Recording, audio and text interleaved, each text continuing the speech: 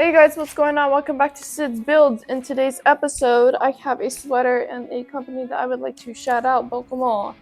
They sent me this awesome sweater. This is not going to be a welding sweater. This is going to be one of my special sweaters because I absolutely love this. Shout out to them. I am not sponsored. They like to send me things and I appreciate them very much. On the other hand, we have a whole rewiring my whole trailer kind of thing. So I brought some shrink tubing from Harbor Freight. I'll link everything down below. You can find it online.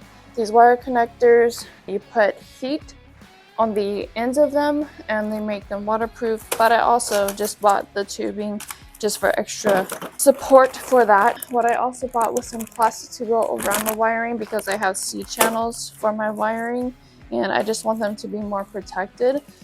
But anyways, if you guys don't already know, I have a 16.5-foot trailer that I'm currently building. I keep saying that I'm going to be done with it, but I'm a broke bitch. Here's the full trailer. It looks tiny on camera, but it's 16.5 foot from the front of the bed to the back of the bed, not the ramp, but just the back of the bed.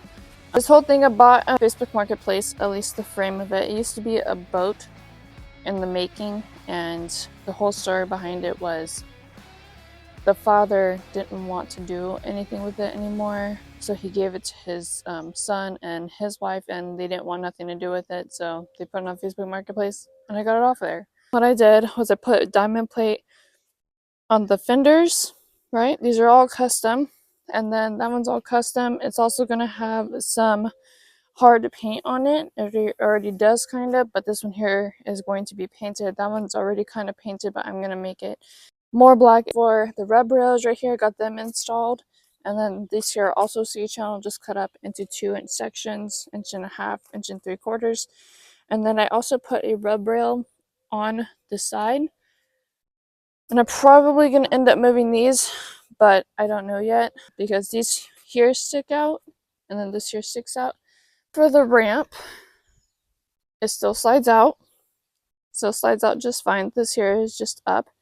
I created a ramp for it to go onto the bottom one to have it more support for the buggy whenever I do get this officially done. Then I actually painted it red just to see what would happen, and it looks pretty nice. It matches patches. Don't ever do this because I'm learning the hard way, and yeah, we're not ever gonna do this again because this is completely wrong, and you're not supposed to wire your shit up like this at all. And yeah, this is bad. Why did I even do this? You see this mess? It's all like extra wiring and shit that don't need to be on here. I'm trying to be diligent with all the wiring, but it's just best not to be. So we're gonna do it the right way and get this motherfucker going.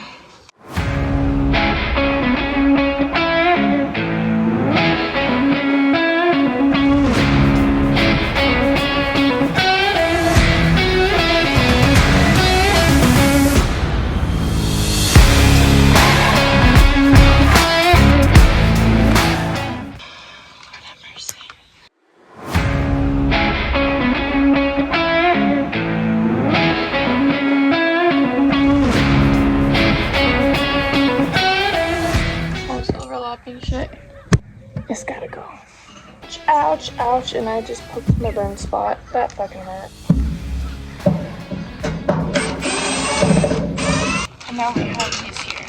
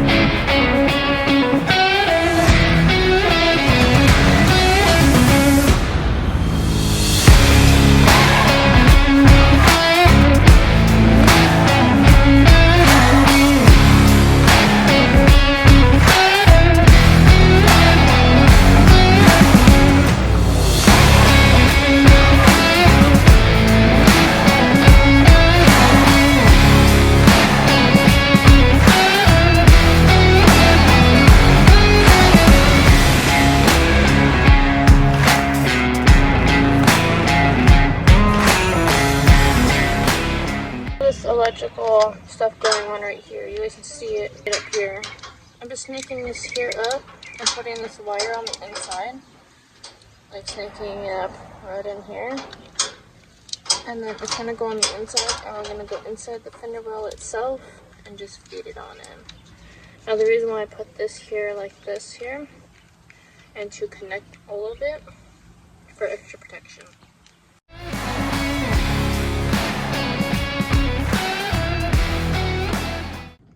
Now we have all of this here to do. So pretty much I'm gonna worry about the back right here, connecting it all. This wire protector, I'm gonna end up putting it overlapping a little bit, and then this connector inside of it, it's a little too big. The wire connector itself is extremely tight. Sometimes you just gotta use your hands as your eyes to figure it all out. Now we're gonna overlap this.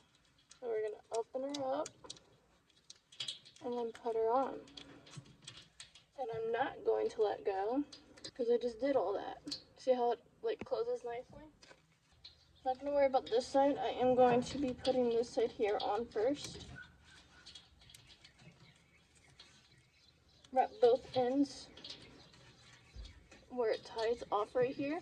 I'm gonna be gluing both sides of the connectors just to keep the wire in. There could be ways around this, but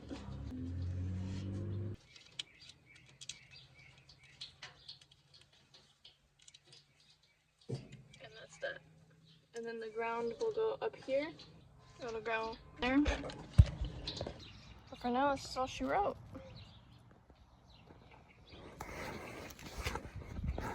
The liquid tape doesn't do a bad job. Put more on it. So what I did with the marker light is I went to Harbor Freight and I went to go get some of their side marker lights. I don't like how big they were. They're like 1 inch and maybe 1/8 or 1/4 or something like that. So what I did was I found out from the silicone that is wrapped around the light comes out, and along with the wiring and the light itself. So what I did was I drilled out a hole big enough just to start me off, and then all that I did was I die grinded the rest of it pretty much, and then I ended up filling the silicone in into the metal, and then the light itself I just pushed it all in, and that's pretty much it.